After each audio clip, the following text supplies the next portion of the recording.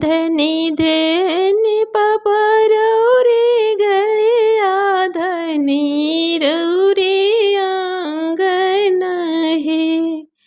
धनी धनी पपरौरी गलिया धनी रौरी आंगन है।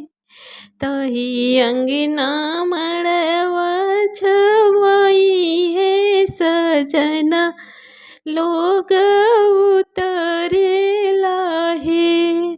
तही अंगना मड़वा छवाई है सजना लोग उतरेला है।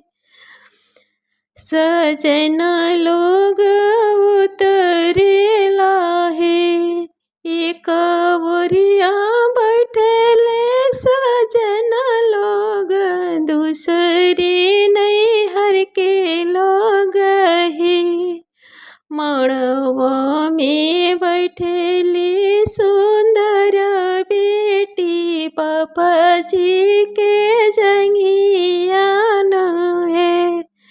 मड़वा में बैठली सुंदर बेटी पापा जी के जंगियान है।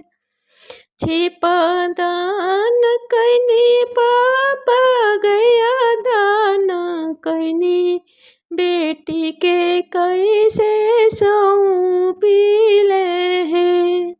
बेटी के कैसे दान करी है। कांपेला दोनों रे कलैया बेटी के कैसे दान करी है। धनी धनी